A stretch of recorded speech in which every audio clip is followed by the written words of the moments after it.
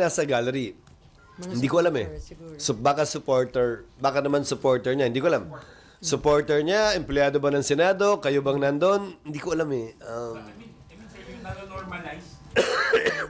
Which is not good. Ulitin ko. Sana wag tayong mamanhid na okay lang yan at normal yan. Kaya nga sang-ayon ako at tama at kinatigan naman ng chair, si Senator Risa, sa kanyang pinoint out kahapon na wag naman gawin yan dito sa Senado.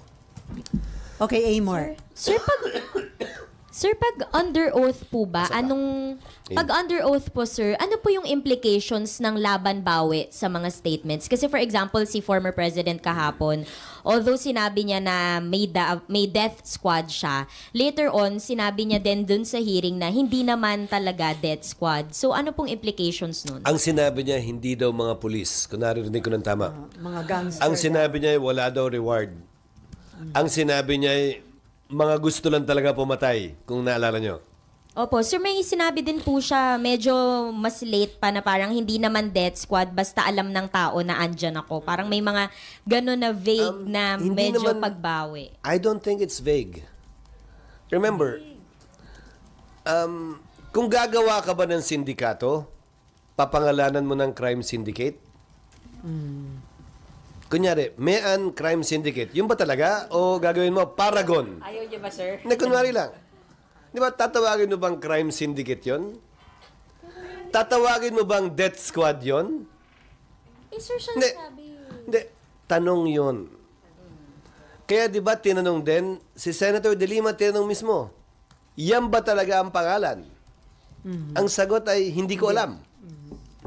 So, yung death squad is a characterization.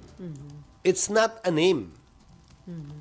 So, nung tinatanong marahil siya, ulitin ko pinungunahan natin mga sarili, magandang basahin nga na walang emosyon eh. So, pag kinakarakterize na death squad, baka sabihin niya, hindi. Kasi, di ba, hindi naman death squad ang tawag doon.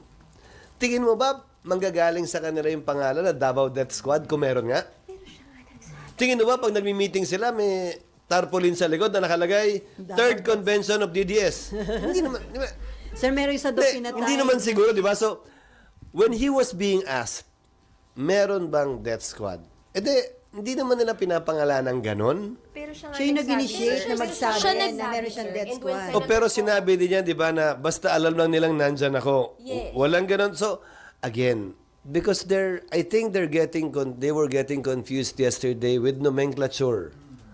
So pag tinanong mo, is there such a thing? Kaya niyang sagutin ng no. Kasi wala naman talagang gano'n na may pangalan siguro. Again, don't be confused about... Sir, meron daw pinatay. May nakalagay na... Sir, pero siya nga Sir, na kami na yung nalito. Siya nga yung nagsabi, sir, na may death squad siya. And then when Senator Coco clarified, sabing, may sarili kayong hit squad, can we be very clear? Biglang sinabi niya, hindi naman death squad. Basta lang ng tao andyan ako when you kasi nga, again, hindi naman siguro kasi tinatawag. Dapat imbis na ginamitan marahil ng pangalan, dinescribe. So, meron kayong mga tao. Di ba?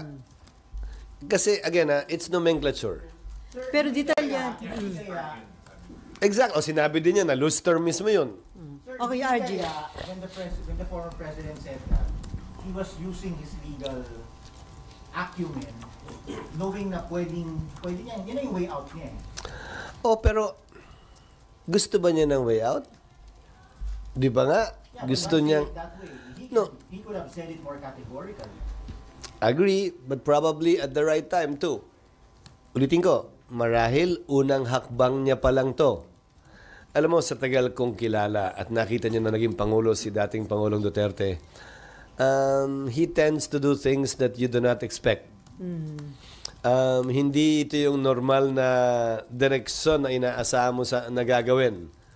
And I've also learned not to try to even predict it and to simply wait. Yes, ma'am. Sir, with all this confusion, any points of improvement for the next hearing po ng Blue Ribbon Subcommittee? Points of improvement. Again, this is the first time that a former president with his character has ever appeared before any institution, either the House or the Senate, under oath. I think we have to give the committee members and the presiding officer some leeway. On improvements, ako kasi ganun sorry I'd rather take advantage of the presence of the resource persons than let the members deliver long opening statements. Mas gusto ko marahil yan dahil nandun tayong lahat, nanonood tayong lahat para pakinggan yung resource persons. In fact, medyo matagal-tagal bago nabigyan ng pagkakataon nga makapagsalita si dating Pangulong Duterte.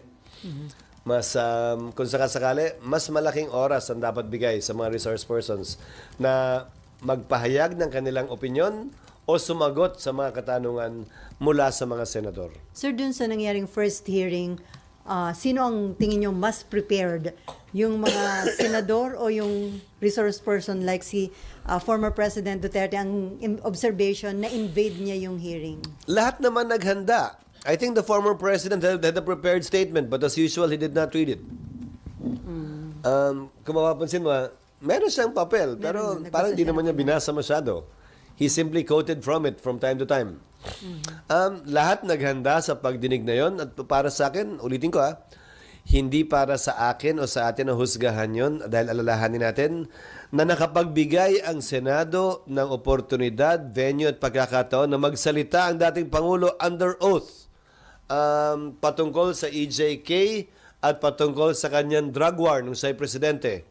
Malaking bagay na yun, malaking step forward na yun towards transparency and finding out yung punot dulo nitong EJK at war on drugs na to.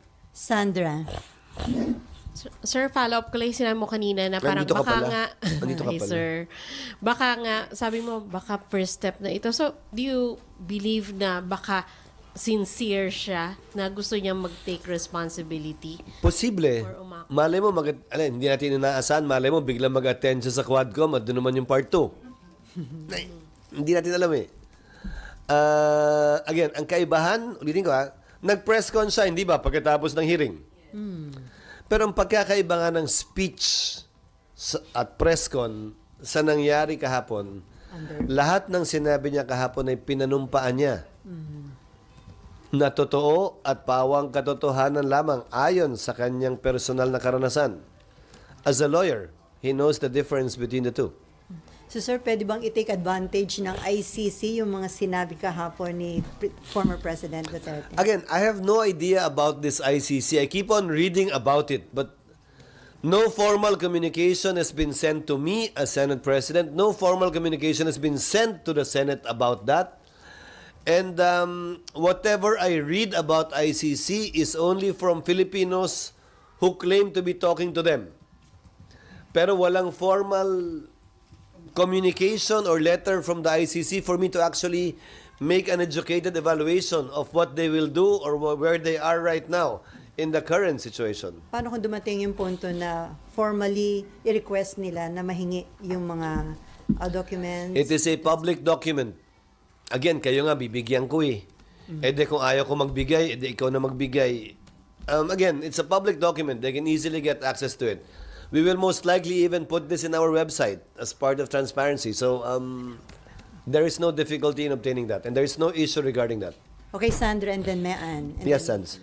Sir, yung kahapon, sinabi rin ni Senator Coco na parang next hearing daw unahin na lang yung mga victim. So, but at the same time, sinasabi ni President Duterte kahapon na tapusin na natin to dahil yung kailangan pa daw niyang lumipad, ayaw niya magpabalik-balik. So, yung chance na baka hindi na siya babalik, nandoon po. Nandun, but it's not up for him to dictate the circumstances of the hearing. And I think Senator Coco made that clear yesterday. Di ba sabi niya, whether you like it or else, or words to that effect. Di ba, meaning, hindi para pagpasyahan niya yun. Ang nais ko lang sana, dahil nga tila naging issue ngayon, sige may mga ganyang pag-amin, sige under oath, ulitin ko, bakit yung mga pulis ang may kaso at yung mga nasa taas na di umano nag-utos ay wala? So sana, yung mga biktima dahil sa pag-amin, kasi sa dulo kailangan mo pa rin na magrereklamo.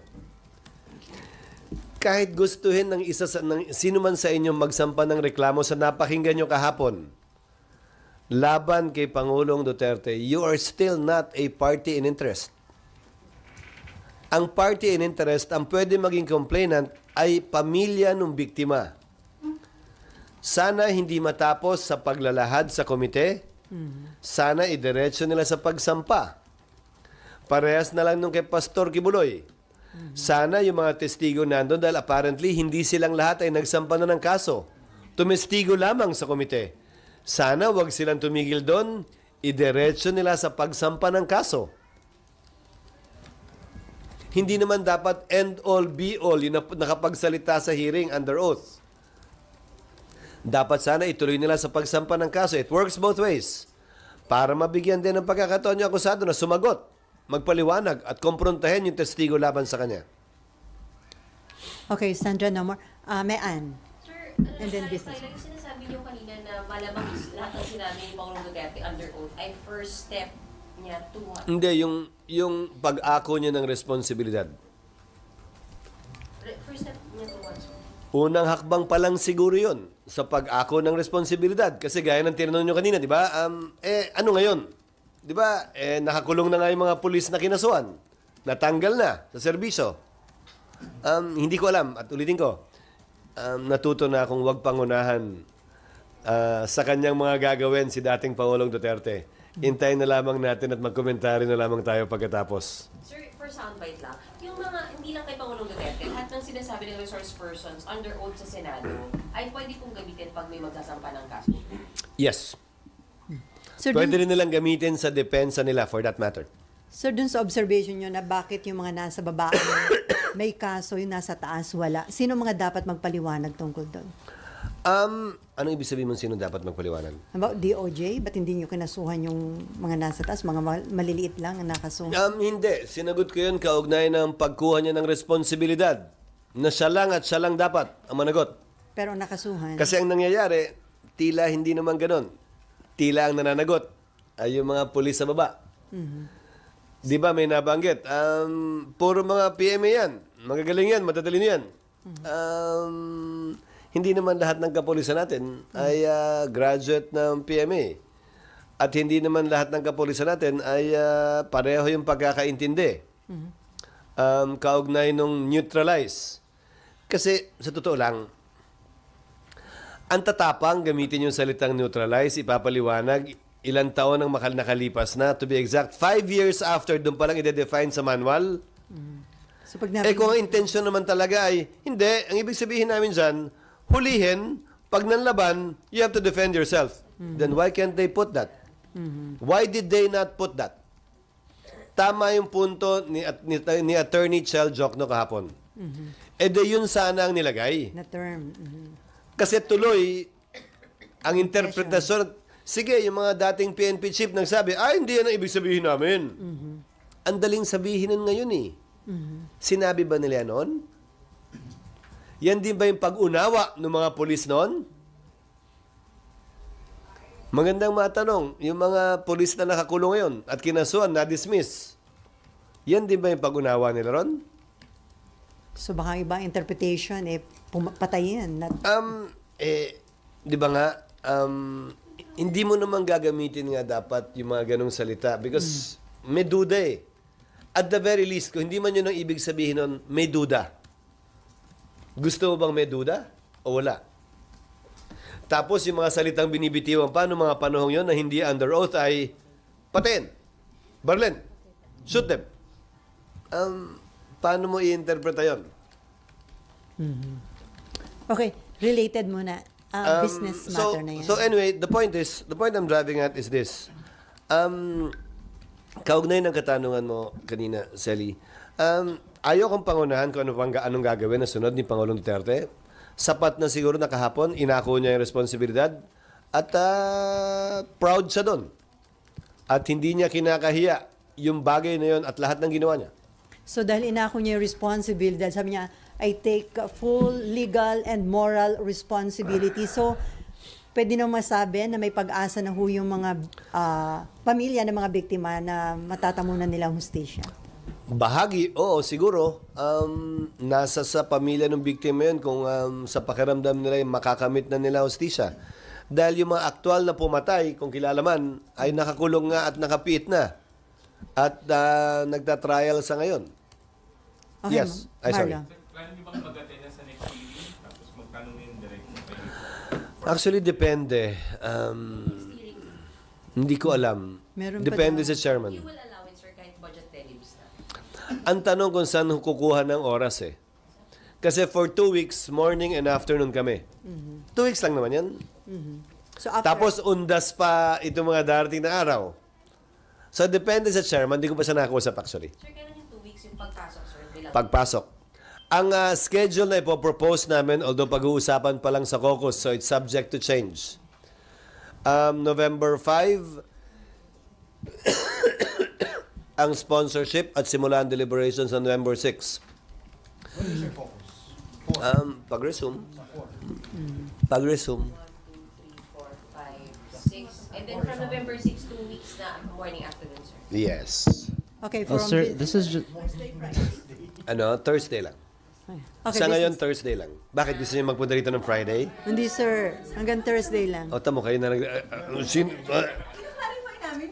ano yan? Ganun din? Ikaw nagdidikta na? Ganun? Business world. Sir, this is still concerning the ICC. Yes. Can Congress invite these ICC representatives to future hearings, and do you expect the Blue Ribbon Committee to do so, sir? I don't know. It depends on the chairman. However, I just like to share the current status. We withdrew from the ICC. We are currently not part of the ICC. So magandang malaman anong status ng pag-imbita. As what? As what and what for? I would be interested to hear the answer to those questions. But I guess I leave it up to the chairman first of the committee. I leave it up to the House as well. Pero magandang masagot nila yung tanong. As what nila iniimbitahin ang ICC?